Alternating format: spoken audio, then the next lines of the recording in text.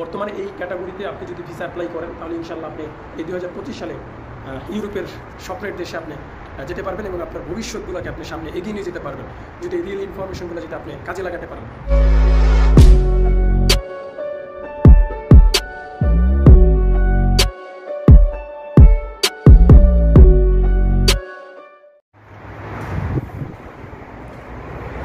Hello everyone, আসসালামু আলাইকুম। আশা করি সকলেই ভালো আছেন।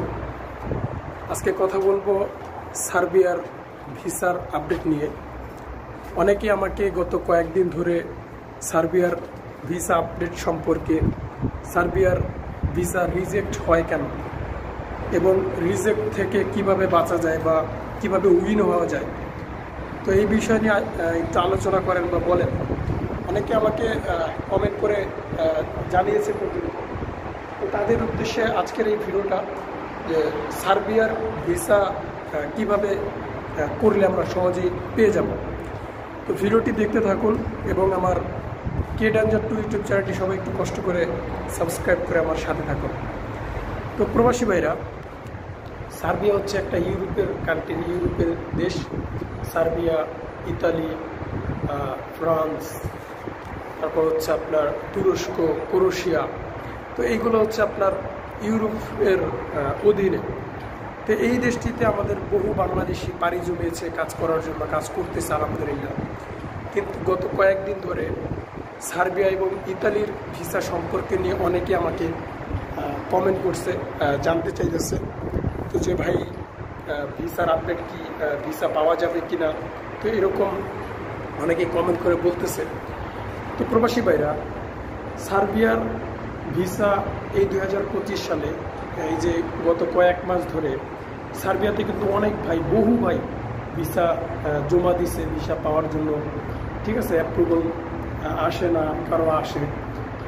তো আমি যেই কথাটা বারবারই বলে আসছি এবং ভিসা সম্পর্কে নিয়ে যেই কথাটা বারবার আপনাদেরকে বলি, সেটা হচ্ছে যে সার্বিয়ার বা ইউরোপের ভিসা পেতে হলে এখন বর্তমানে আপনি যেই কোম্পানিতে যাবেন, সেটা হোক ছোটোখাটো, সেটা হোক বা মানে নিচু লেভেলের আছে না, যে আপনার একটা চার দোকানে, আপনার একটা বাকালায় বা শোরুমে বা হোটেল রেস্টুরেন্টে বা আপনি ঘরের ভিসায়, মানে যে কোনো ভিসায় যান না কেন, আপনার যে ডকুমেন্টগুলো থাকবে বা আপনার সার্বিয়ার যাওয়ার জন্য যে কাগজপত্রগুলো থাকবে, এগুলো আপনার রিয়েল হতে হবে এবং এখানে ভুয়া কোনো কিছু চলবে না।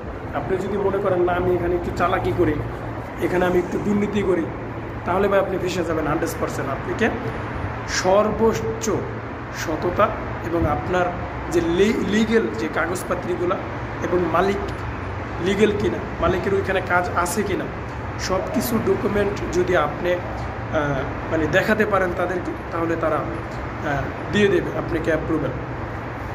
এখন অনেকেই বলতেছে ভাই অ্যাপ্রুভেল হওয়ার পর কি ভিসা রিজেক্ট হয় কিনা। ভাই দেখেন, অ্যাপ্রুভেল হওয়া মানে আপনার ভিসা 100% ইস্যু হবে, মানে 100% হয়ে যাবে। অ্যাপ্রুভেল আসার পর মানে ভিসা যে রিজেক্ট হয় এরকম কোনো ঘটনা ঘটে নাই, কিন্তু অ্যাপ্রুভেল আসলে আপনি ইনশাল্লাহ পেয়ে যাবেন ভিসা, এতে কোনো সন্দেহ নেই। এখন রিজেক্ট হয় কেন, ভিসা রিজেক্ট হয় কেন? দেখেন, গত কয়েকদিন ধরে যেই খবরটা শোনা যাচ্ছে, আমি আমার যারা রয়েছেন বন্ধুবান্ধব, লিগেল মানে রিয়েল যে ফ্রেন্ডগুলো রয়েছে, তাদের কাছ থেকে আমি খবর নিলাম যে রিজেক্টের কারণটা কি। সেটা হচ্ছে যে অনেক দিন ধরে আমাদের বহু বাংলাদেশিরা যেই ঘটনাটা ঘটাইছে, দেখা যাচ্ছে যে এক দেশ থেকে আরেক দেশে যাওয়ার জন্য পাগল হয়ে যায়। ঠিক আছে, দেখা যাচ্ছে পাশের রাষ্ট্রে ইনকাম ভালো হবে, সেই চেষ্টাটা তারা বেশি করে।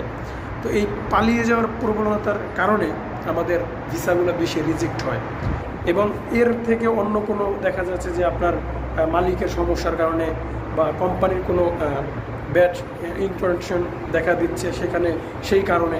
তো এই কারণগুলোতে আপনাকে বেশি রিজেক্ট হয় না, যদিও হয় তাহলে আপনাকে পরবর্তীর একটা অ্যাপ্রুভাল করার বা অ্যাপ্লাই করার একটা সুযোগ দেয়।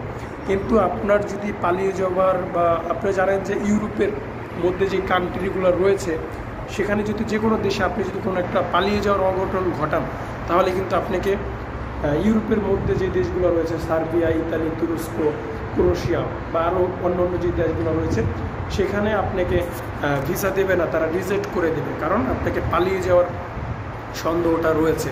তো এই কারণে আমি বলবো যারা পালিয়ে যাওয়ার জন্য ভিসা অ্যাপ্লাই করেন বা তারা দূরে থাকেন, তাদের ভিসাটা এই মুহূর্তে হবে না। ঠিক আছে, এই মুহূর্তে বলতে কি আপনি সামনে পৃথিবী যতদিন আছে, যদি এই সমস্যাটা যদি তারা ধরে, তাহলে আপনি কখনোই যেতে পারবেন না। ঠিক আছে, তো অতএব আপনারা যদি যেতে চান সৎভাবে, আপনার রিয়েল ইনফরমেশন দিয়ে যে আপনি ওইখানে যাবেন, কাজ করবেন, আপনি মানে ভালো রিয়েল ইনফরমেশন ডকুমেন্টগুলো আপনাকে দেখাতে হবে।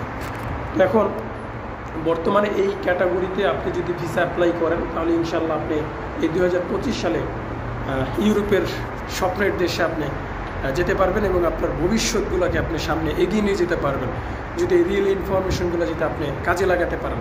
ভিসা হচ্ছে এখন বর্তমানে আলহামদুলিল্লাহ ভিসা হচ্ছে, এবং ভিসার রিজেক্টও হচ্ছে।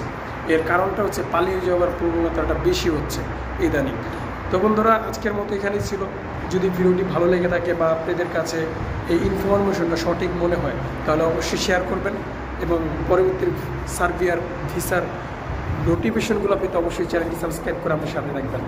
তো ভালো থাকবেন সবাই, খুদা হাফেজ।